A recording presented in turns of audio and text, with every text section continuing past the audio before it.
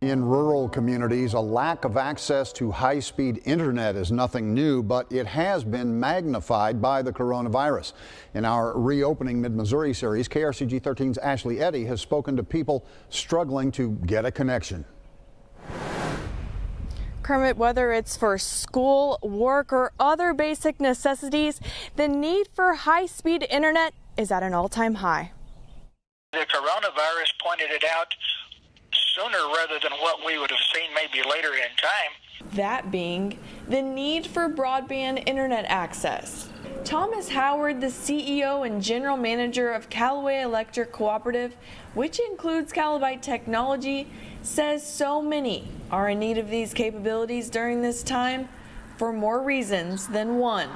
It's so relevant and necessary to doing business and being able to work from home and maintain a lifestyle.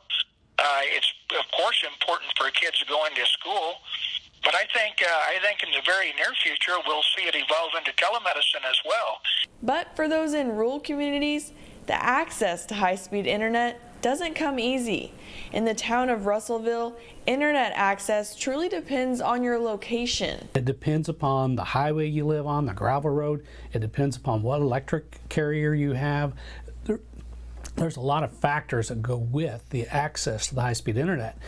And if you have a whole combination of, well, they don't provide it, don't provide it, or don't provide it, then you don't have it at home. Kayla Stewart, a Russellville resident, says her family of 6 has been relying on a hotspot to get a connection.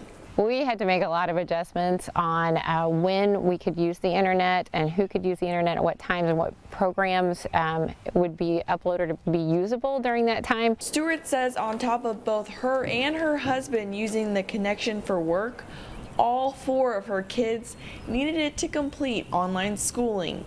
We could only have one device at a time, and it depended on what program they were using on if they could even use that program at a time. Sometimes we would have to go into town to where we could hook up to an outside Wi-Fi link. Tim Arbeiter, the director of broadband development for the Missouri Department of Economic Development, says this is an issue the state didn't just learn about. Broadband grant program to which the legislature created in 2018. So we were able to have our first inaugural round this year, again, which is a grant program to really help with the physical deployment of broadband to areas that don't have it.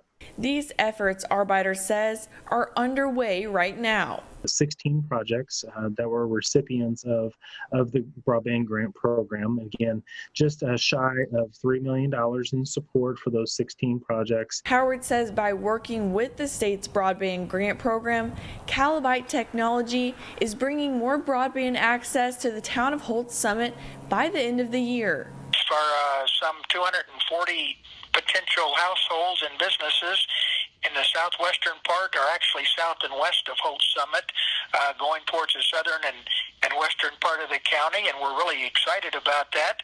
And it was a $300,000 grant we got. For those who already have the reliable internet access in Holt Summit, they say they are fortunate.